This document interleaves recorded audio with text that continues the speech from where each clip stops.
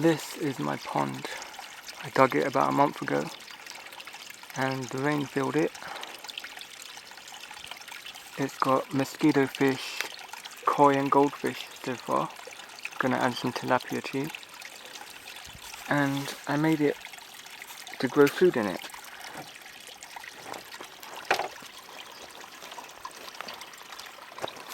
This is water spinach, it's just starting to come up, also known as kangkong. This over here is Japanese land seaweed. It's been crying in the water. So far it seems to be growing. And I put a few sweet potatoes in the water, just so that I can eat the greens that they make. This is the overflow here. If it overflows, it will water this peach tree next to it. The pump that supplies the waterfall is connected to this solar panel. It's pretty good so far, doing the job.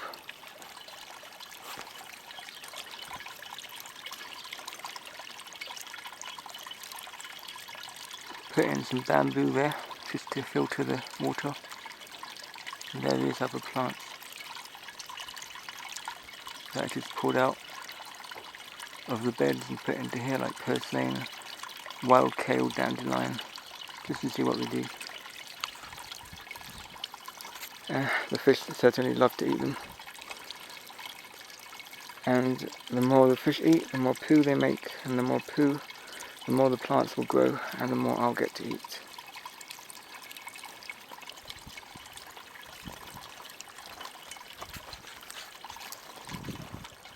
You can see up there, I made a little beehive, because as you can see, there are a ton of bees visiting the pond, and I'm hoping that maybe they'll colonize the beehive.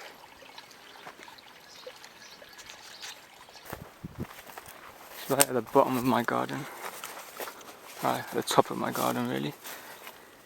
It's a very simple design, just a wooden crate on a pallet, and I made a hole underneath the crate up there so the bees can get in and out without any predators disturbing them. I don't know if they're gonna make use of it, but if they do, I promise I won't take their honey and they'll be safe. I keep mosquito fish wherever I have water. They're really an amazing fish. They have so many uses. They eat all the mosquitoes and they make tons of poop, which creates a great fertilizer for my plants. Like these tomatoes here, which are right next to the barrel. So they get fertilized every week with mosquito fish poo. These are really simple raised beds. Just some old logs that someone gave me. I stored them and didn't even use rebar or anything to keep them together, but they seem to work just fine.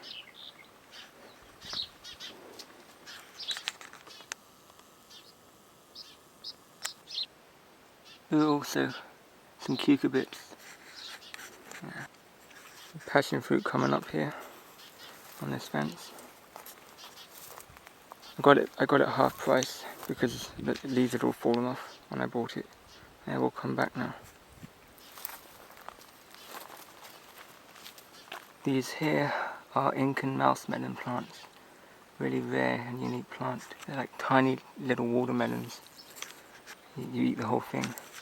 They're going to grow up the fence too, as a regular watermelon. And Malabar spinach, also known as Ceylon spinach, which is also going to climb up the fence. It's a tropical vine spinach. Some more watermelons. I cut the bottoms out of these pots so the roots of the watermelons can get all the way down dug about half a metre down and put some compost in. These are Ogun melons. Doing pretty well. I can never help just popping some seeds into the pots while I'm eating. This is a tamarind. I was eating a tamarind, pushed the seed in and it's coming up. They're actually coming up everywhere. So that's pretty exciting because you can't buy tamarind trees here. So I'm going to plant that in the orchard when it gets big enough. Assuming the roots don't get through and take root here, then it'll have to grow here. I needed a way to get down to my orchard, so I made a simple stairway. Works pretty well.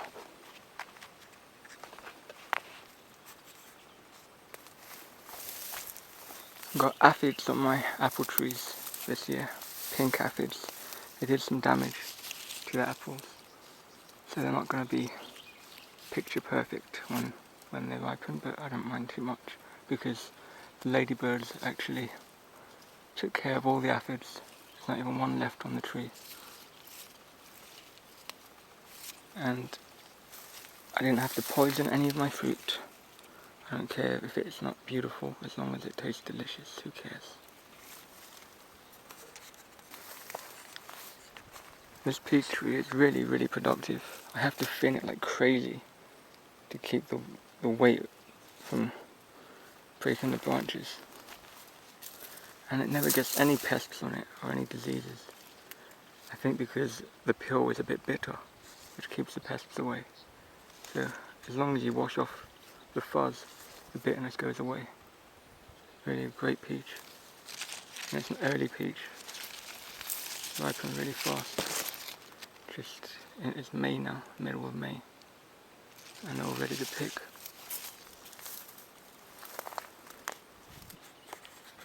There's a little tree rat in my fig tree. He's not very shy. Standing right next to him. Hi guy. Hi. Hi. What are you doing up there? Hmm? Do you live there? You're a cute little guy. Why would anybody be scared of you? What a cutie. Why would anybody be mean to a rat? Beautiful creature. And they don't even eat the figs. They just like to climb the trees for some reason. I've never actually seen them eat my figs.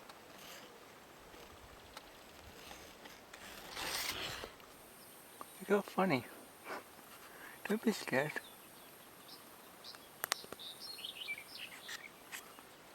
What a cutie.